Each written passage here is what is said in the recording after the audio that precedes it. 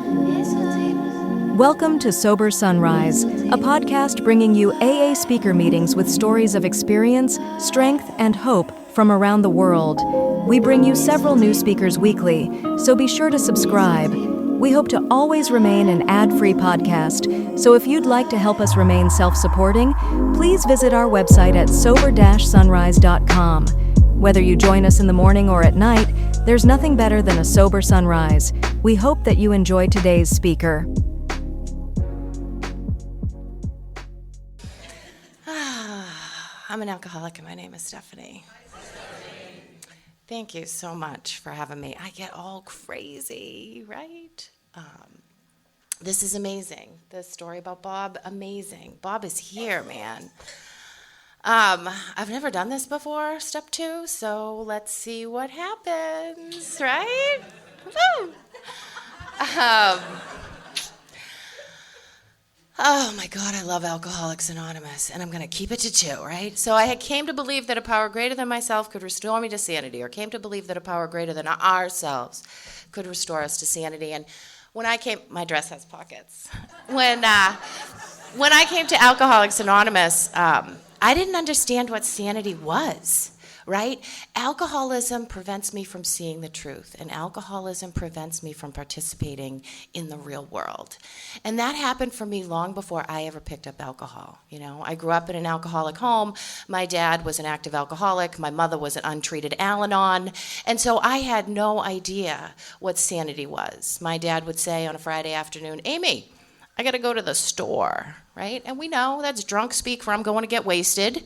And so my mother, not understanding this disease, would say to him, "Take Stephanie with you," right? Thinking that if a 10-year-old child went with him, he wouldn't go to the club. He'd go to the store and come home. But my father was an alcoholic. He was incapable of not drinking. He had the mental obsession. He had the phenomenon of craving once he took alcohol into his body.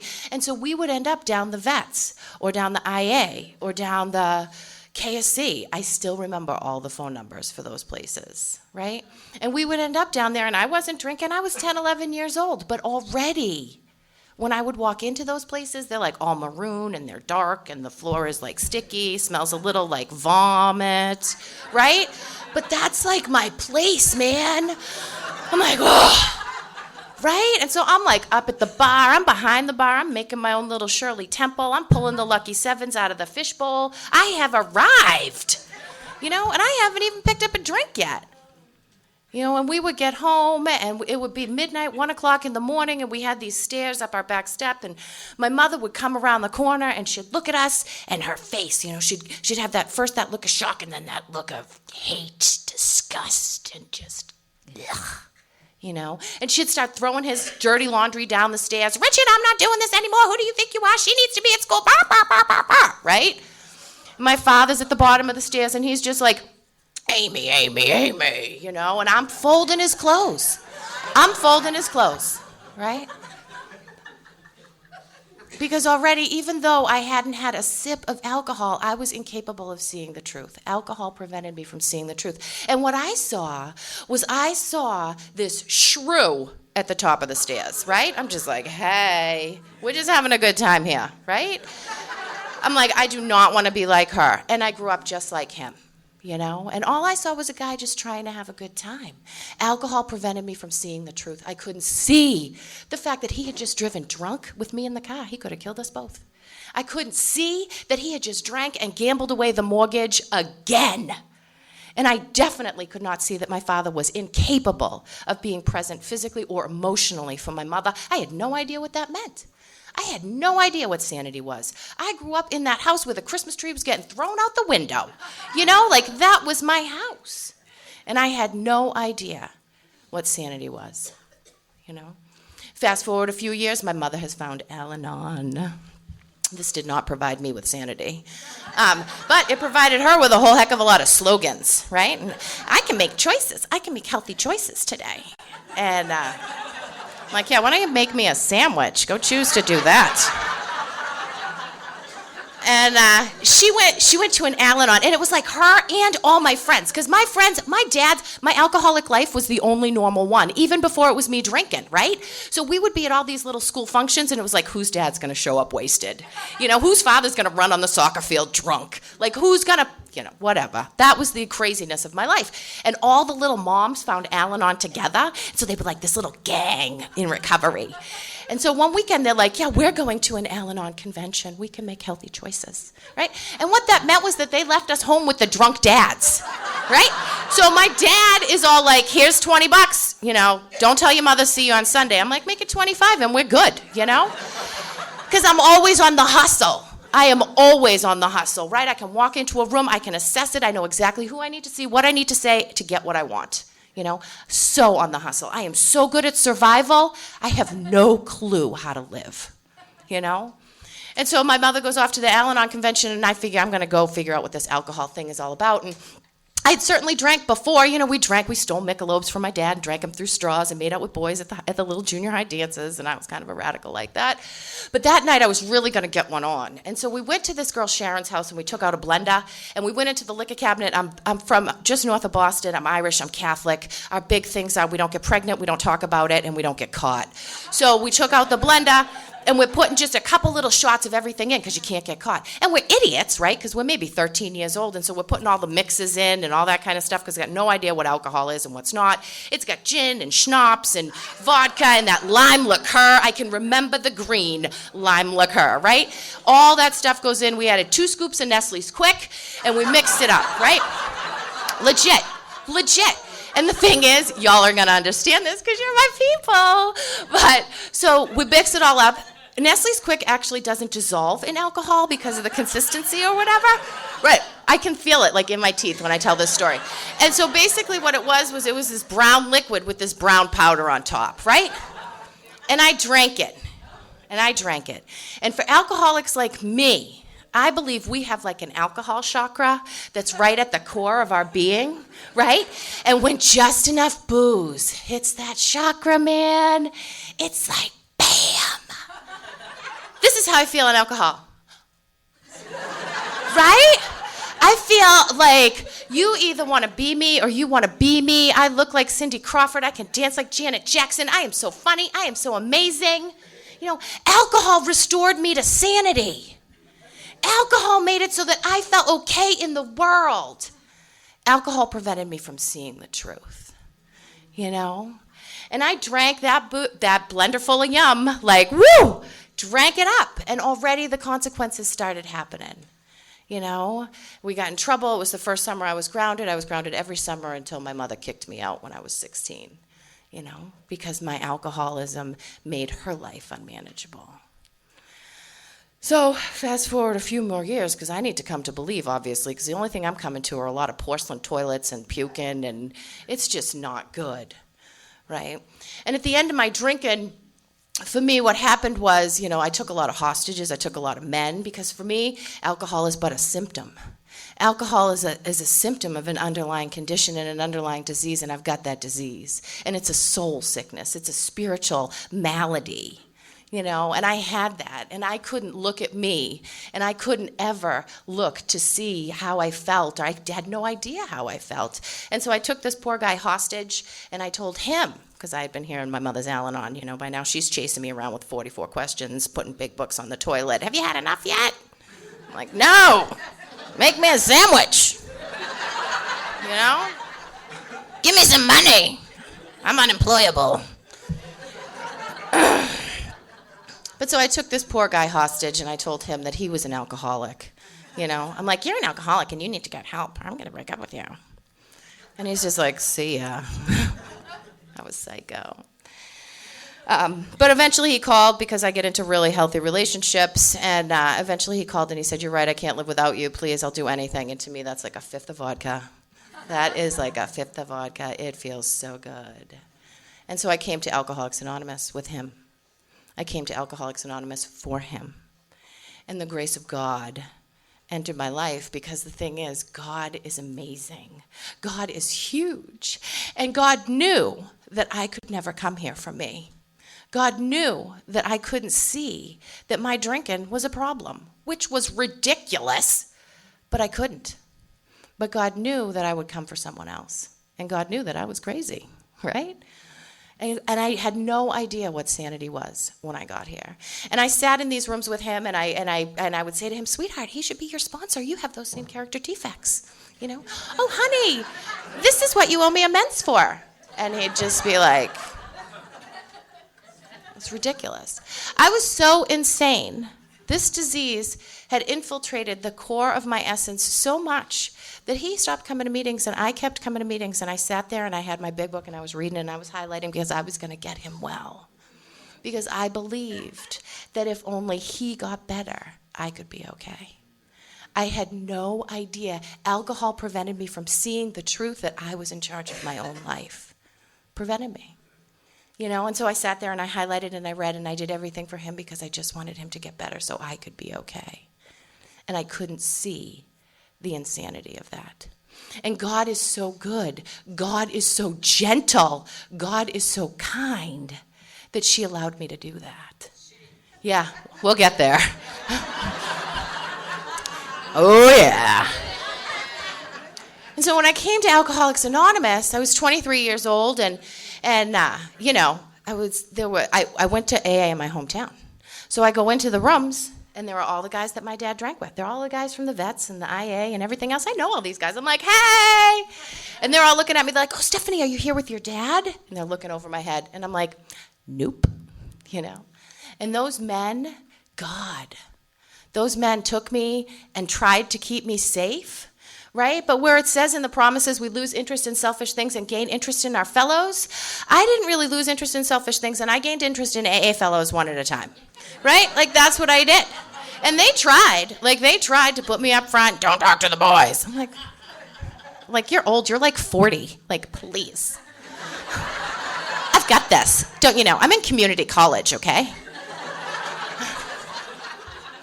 But those men kept me safe because I couldn't see the insanity that was my life, you know? And so when I came here, I didn't even believe that I was an alcoholic or that my life was unmanageable. So why would I ever need to come to believe that a power greater than myself, and what really could that be?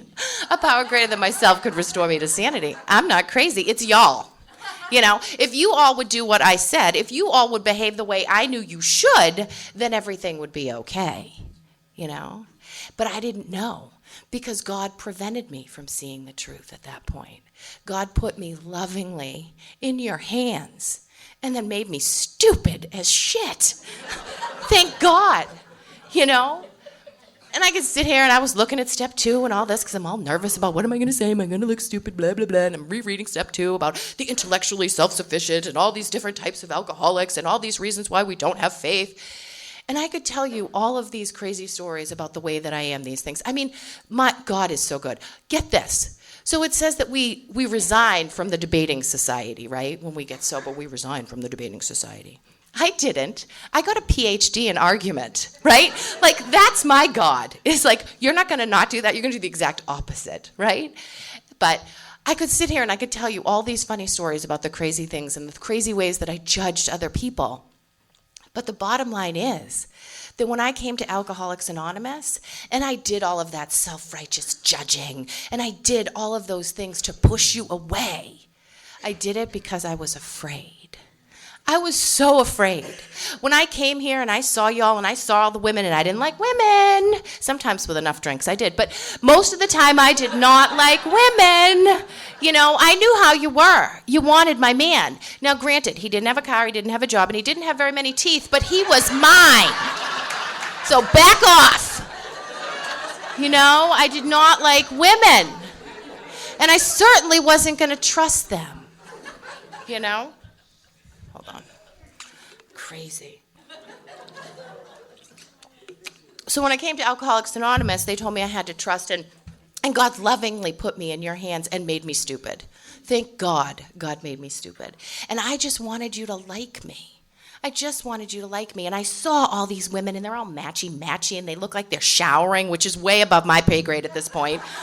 And I'm just like, what is going on? But I saw them. And they would look me in the face. And they would say, how are you, Stephanie? I'm fine. And I was just so bristly, and I just wanted it. I wanted it. Oh my God, I wanted it, but I didn't dare want it because every single time I wanted anything.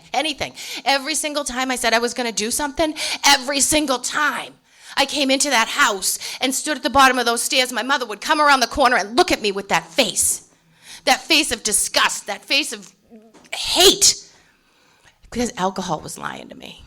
Alcoholism prevented me from seeing the truth. Alcoholism prevented me from seeing the fact that my mother didn't hate me. My mother was afraid that her baby was going to die. And I couldn't see that. I couldn't handle the truth.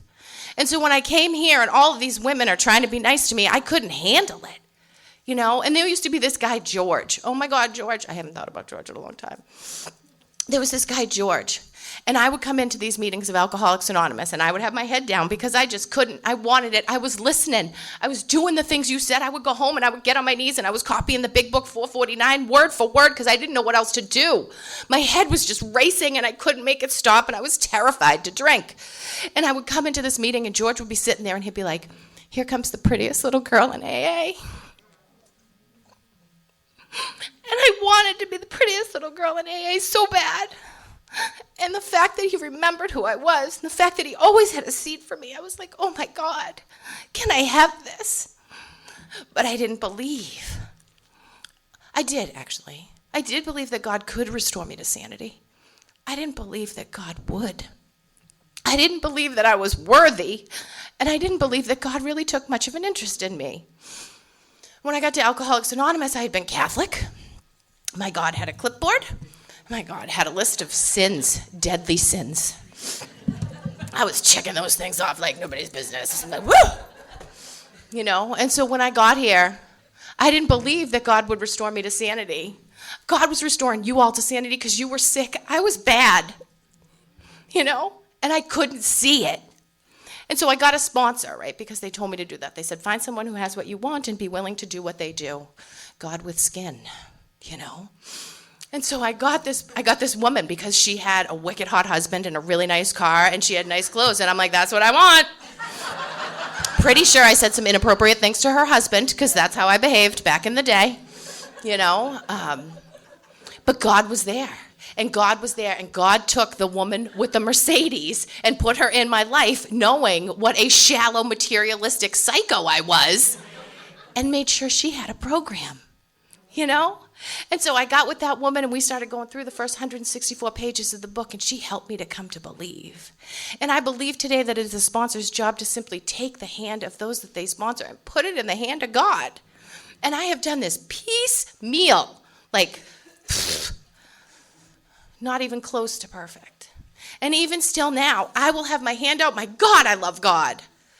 But then you put something in my way or you make me afraid. I have so much fear still, and I pull my hand back, and I get defensive. And my sponsor is always there with absolutely brutal, unconditional love and lack of judgment and puts my hand back.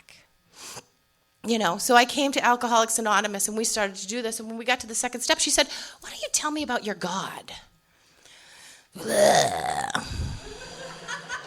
I'm like, I don't want to talk about. My mother had been a nun, for God's sakes, right? Yeah. It's crazy. So she said, why don't you tell me about your God?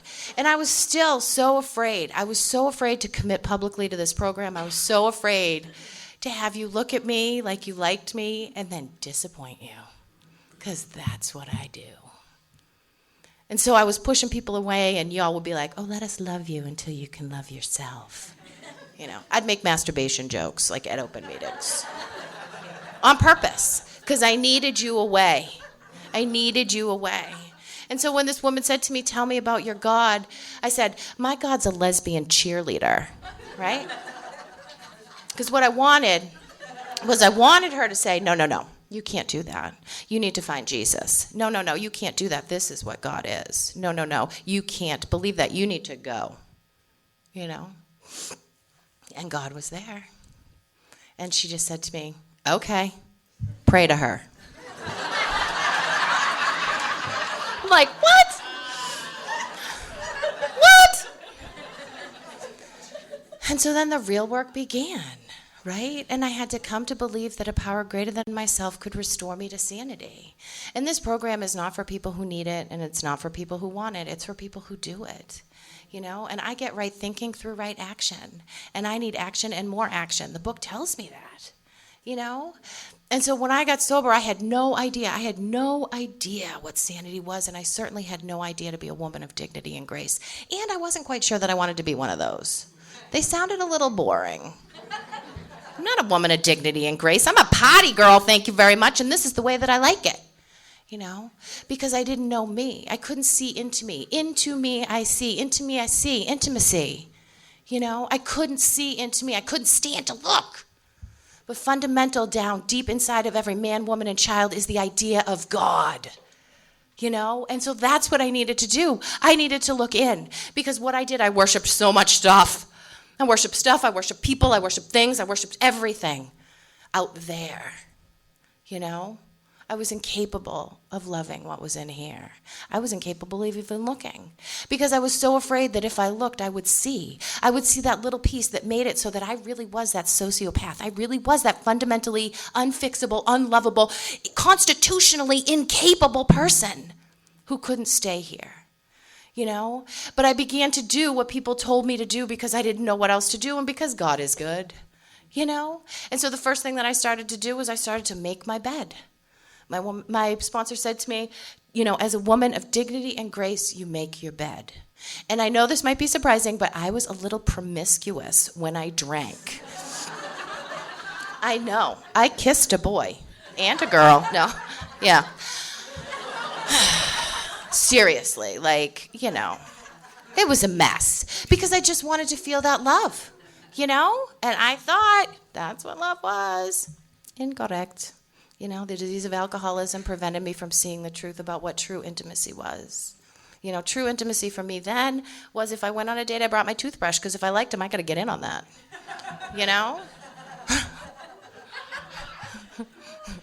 If you're laughing, we can talk after.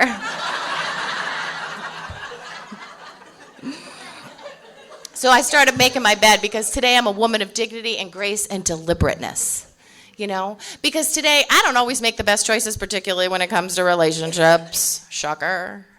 But today they're my choices. Because today, after working those steps, I do have all those principles, I do have a set of standards that I have for myself. And coming to believe, I was thinking about, how did I come to believe? And the way that I came to believe was God, G-O-D, a group of drunks, people like George telling me that I was the prettiest little girl in AA. People like my sponsor who would tell me that no matter what, whenever you find a person, place, or thing unacceptable, it's a spiritual axiom, there's something wrong with you. Yeah, not me. I lived in Alcoholics Anonymous for a whole bunch of years just trying to prove her wrong on that one, and I couldn't.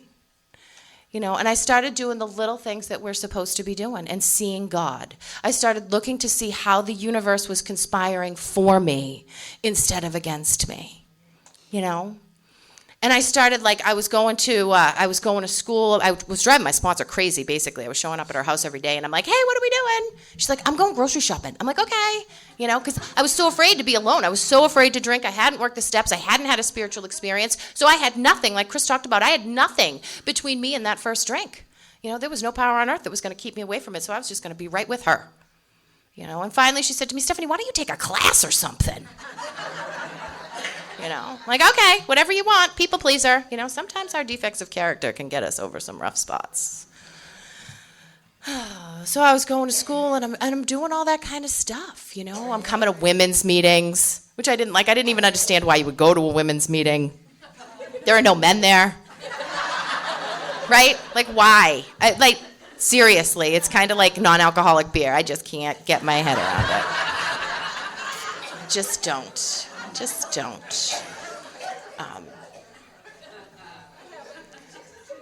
But I started doing the things. I started doing the deal. I picked up ashtrays. I picked up chairs. I set down chairs. And I started seeing how the universe was conspiring for me. And I was in graduate school, and this, my coming to believe continues today, right? I just can't even. So I'm in graduate school, and I'm probably 4 or 5 years sober, and I'm still coming to believe. And And I got a letter from the IRS saying that I had made a mistake on my taxes back in the day, and they actually owed me $278. I'm like, what? Like, sobriety, right? Yeah. Now, meanwhile, I have absolutely no ability to not spend money as soon as it touches my hands, right? Because I'm in still early recovery. I mean, I'm 25 years sober, and I think I'm still in early recovery. I am not in any danger of getting well anytime soon. But so I get this check for $278, but now I'm principled, Now I'm going to trust God with my finances. And so I put it in the bank, for about 3 days. But within those 3 days, what happens is my dad calls me and he tells me that my mother's had a heart attack and I need to come home. And we don't have any money. I'm first generation to college. We got nothing.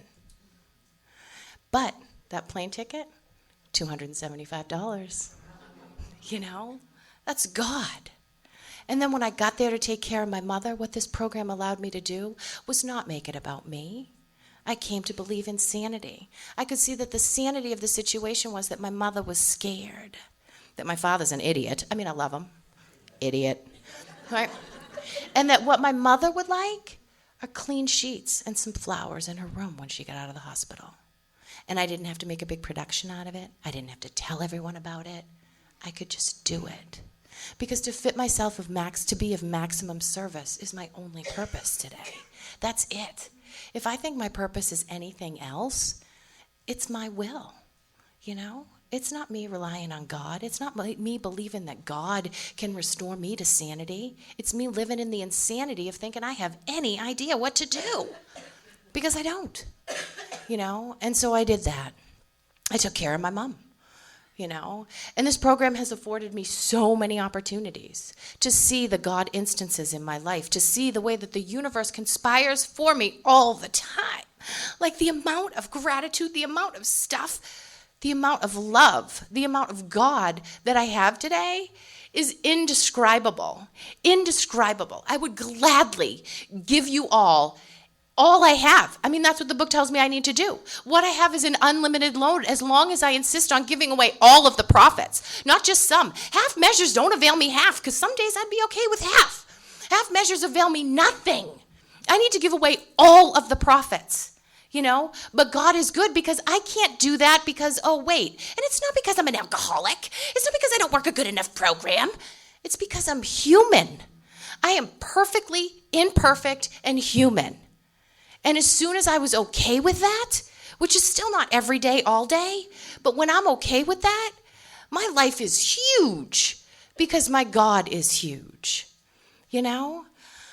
And so coming to believe has been this super gradual, super slow process. And I know with sponsorship, right? I consider my sponsor, my God with skin. Oh my God, if I can be half the woman my sponsor is to me, to my girls, I'm doing awesome. She is amazing. And I get that she's human. I don't think that we need to, be sponsor dependent. And if anything happened to her, I would be okay. Because my program and my God is huge, But she's one woman who knows all my stuff, which means I don't have to bring it into meetings because, no offense, y'all ain't in danger of getting well anytime soon either. Right?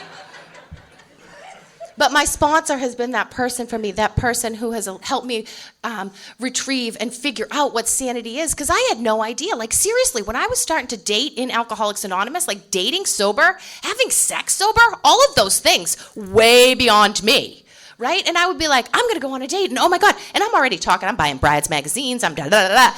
And my sponsor would be dude, why don't you just go to coffee, have him drop you off in an hour and call me? And I'm oh, okay, Is that what you do? But wait, he hasn't proposed. How am I supposed to end the interaction? How do I know he's going to come back? And she said to me, maybe you don't want him to come back. What? You're drunk, right? What do you mean I don't want him to come back? Into me I see intimacy. When I came around here and I got over and worked through a lot of that stuff about my sexual promiscuity and my sexual conduct, and I realized the way that I was violating my own principles, I began to see that I was worthy. I began to believe that I was worthy. And when I believe that I am worthy, I know that God is there. Like, I know God. And so what I used to do with this woman, and for a long time into sobriety, right? Because I still am human. I would get into these things, right? Oftentimes they involved men. And I would get into these situations and, life would go crazy, principles out the window, no steps, dry drunk. But then I would realize I would get into enough pain as the spiritual touchstone of all growth, right? I would get into enough pain that I would be like, okay, I got this, and I would start praying, and I would start writing, and I would start looking and helping others and reaching out, right? Trust God, clean house, help others. Bam, I got the deal. And I would start doing those things, and I would start to feel okay, and I would start to believe that, okay, I could be okay in here. Then I'd call my sponsor. Right. I'd be like, hey, I know we haven't talked in a few days. Yeah, some things were kind of crazy, but this is what happened, and this is what I'm doing, and I'm okay, thank you very much. Because I still had that fear. I still had that fear that if I allowed that woman into my process as it was unfolding, that peace would come out. That thing would be discovered that makes me incurable. Today I don't do that. Today God has restored me to sanity. Today I understand that anything that I see is simply fear, false evidence appearing real. Like, it's not real. Also, when I was in recovery and in sobriety, after a few years, of course, I went to a meeting. I spoke at a meeting. I was probably 3 or 4 years sober. I spoke at a meeting, and there was a super cute guy in the room. And we had eye contact. You know that eye contact that you have with people when you just know? And I knew. We had that eye contact. And so after the meeting, of course, he asked me for my number, and I gave it to him. And we got married. And we did. We really did. George. His name was George, too. And my son's name is George. It's crazy. It's not crazy. It's God. It's crazy how quickly I can forget. So, George followed me to Kansas while I was getting my PhD, and then we came back and we were going to get married. We did get married, but so the night before the wedding, of course, he's in recovery, I'm in recovery, all my bridesmaids are in recovery, my father's quit drinking by now, my sister's in recovery, my niece is in recovery, everybody's in recovery. So we go to a meeting the night before the wedding, so we party hard. So we go to this meeting, and George, my George, is chairing the meeting. Old George, right? Old George is chairing the meeting. So I go up to George, and I'm probably 7 or 8 years sober by now, and I go up to George, and I hug him. I'm like, hey, George, how you doing? What are you doing? I'm like, I'm getting a PhD. Do you believe this? Oh, my God, it's crazy. God is good. Hug, hug, hug, hug. How's your wife? Yeah, love, love. Mwah. Sit down. Just the kind of regular thing. And when I'm sitting there, this little girl comes in. She's brand new. You can tell. She's, she looks a mess. She thinks she's got her shit together. She totally doesn't. She's looking down. And George goes up to her and says, hey, here comes the prettiest little girl in AA. And God had restored me to sanity because that day I didn't feel jealous. I didn't feel at all envious. I didn't need, want, or was the prettiest little girl in AA anymore. Today I'm a woman of dignity and grace and deliberateness. And today other people's opinions of me don't matter because today I have God. You all have my solution without a doubt. You have a solution in those first 164 pages that are absolutely divinely inspired. You don't have any of my answers. God has my answers. And if I want my answers, I need to look down. I need to look into me because that's where God is. And in the last 5 years, hold on. Okay, we're good. I'm just like, whatever. In the last 5 years, I didn't think this would ever happen. I can't believe I'm going to talk about this. Here we go. Okay.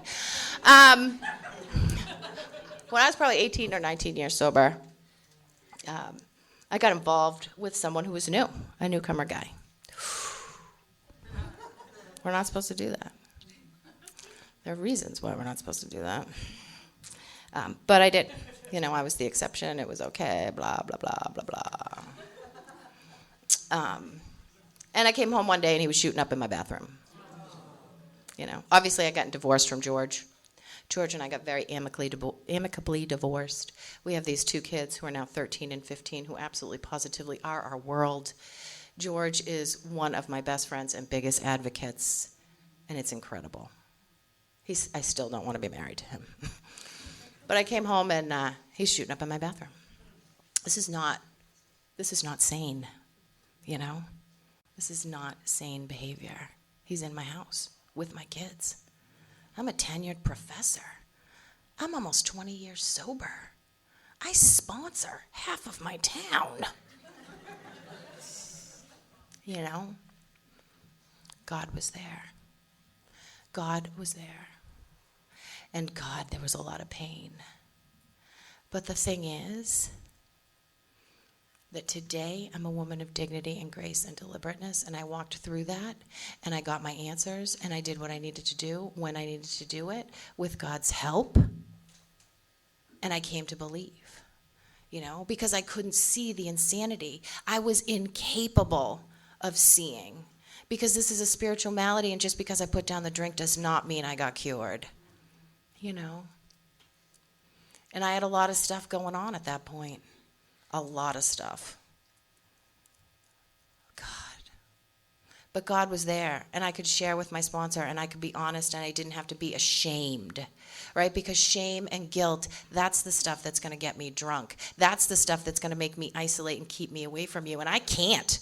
So I will come here every day and tell you, yeah, left to my own devices, I am a dirty little coke whore, and I have done some bad things in sobriety. You know, because that's my truth. And today I trust God because I know that God is unlimited, you know. So eventually that guy got out of my life, and the way that he got out of my life, my God is so sneaky. She's funny, this little God of mine. I was coming up on a sabbatical because I'm this tenured professor, which means I get every 7th year off paid, which is just ridiculous. So I'm getting ready to go on sabbatical, and I have all these really big plans about what I'm going to do and how I'm going to travel, and I'm going to do this, and I'm going to do that. And my dad had cancer, and it came back. Yeah. And my mother's 4'10", and my father's 6'2", and my mother couldn't pick up. He was falling down all the time, and he was sick, and she couldn't take care of him. And we met at Thanksgiving, and we said, Dad, what do you want to do? And he said, all I want to do is come home, right? So I called my ex-husband, and I said, dude, my dad's cancer's back. He said, I got the kids. Don't even worry about it. And I moved home. You know, I moved back to Massachusetts, and I helped take care of my dad. And I drove back and forth a lot while I was taking care of my dad. I was in charge of the morphine and all the funny little drugs that you get when you're on hospice. Me. Left to my own devices, if I was drinking and using, I absolutely positively would have done my dad's drugs. I have no illusions about who I am when I am incapable of seeing God and seeing the truth.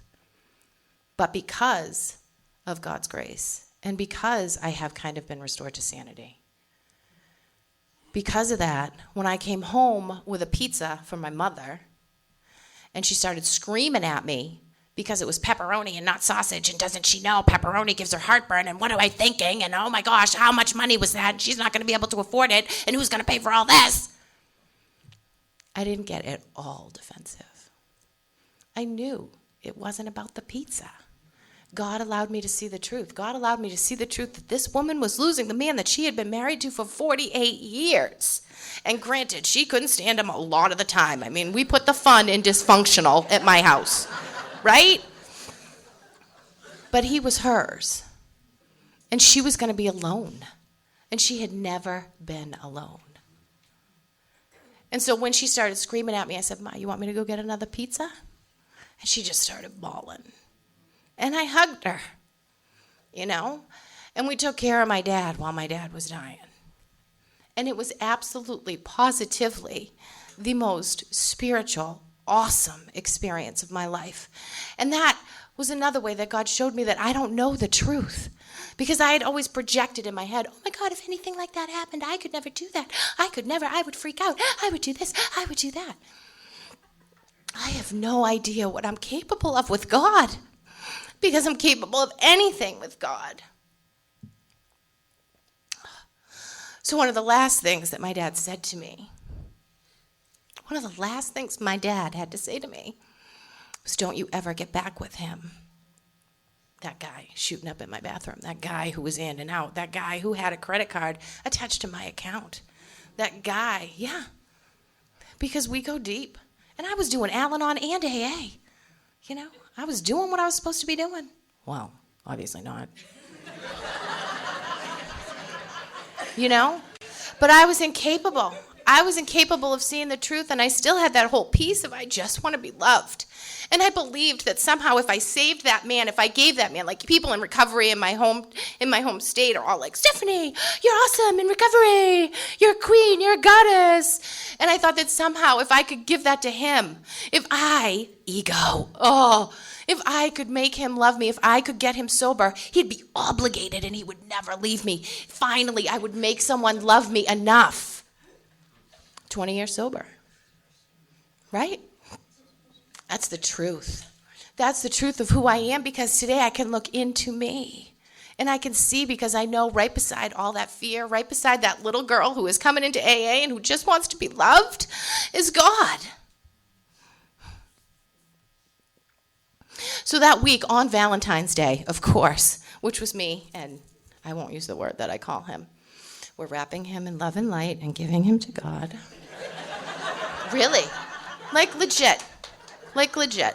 It was crazy selfish of me to continue to demand that that man try to be what I needed. He's not in my league, you know? I deserve someone who is smart and who is sober and who is spiritual and who has principles. He was incapable of that.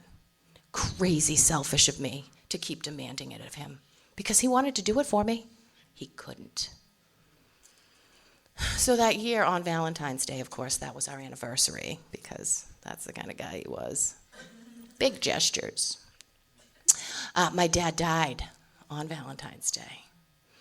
My dad took that day away from him and gave it back to me. How can I not believe that there is God? How can I not believe that God has put me in the palm of her hand?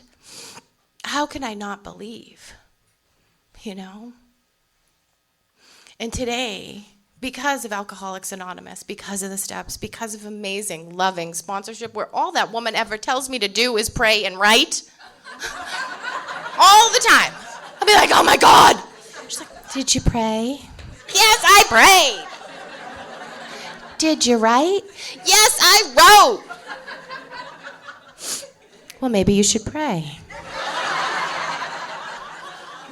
Right? Because today, because of Alcoholics Anonymous, I have come to believe, I have come to know that God has restored me to exactly the amount of sanity that I need to have. You know, I am never going to be perfect. I am so good with that. That is so freeing. The pressure is off. Bam! This is what you get. You know, you come to my school, this is what you get. We go out for nachos, this is what you get. You come hear me in AA, this is what you get. And this is perfect. Perfect. Because God is so freaking huge.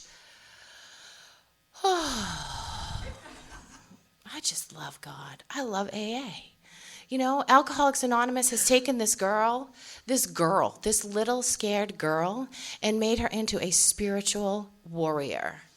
There is nothing I can't do. There is nowhere I won't go to help another alcoholic. It's the truth. It is absolutely the truth.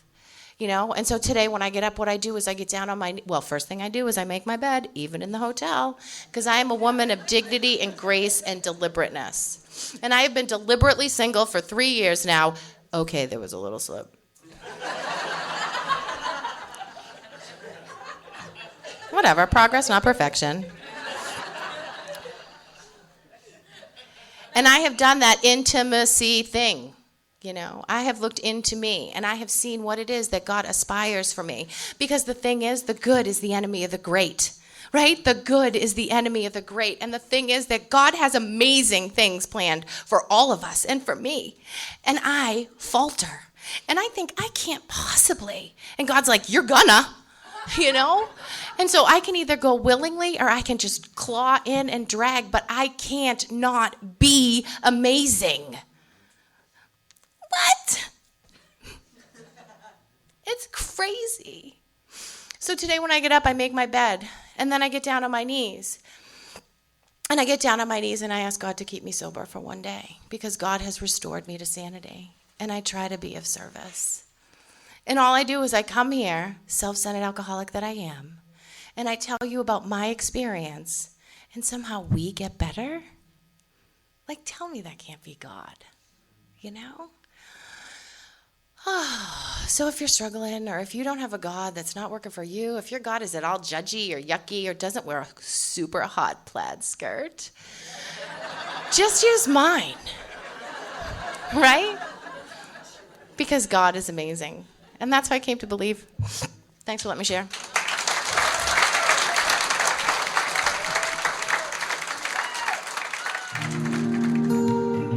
Thank you for listening to Sober Sunrise. If you enjoyed today's episode, please give it a thumbs up as it will help share the message. Until next time, have a great day.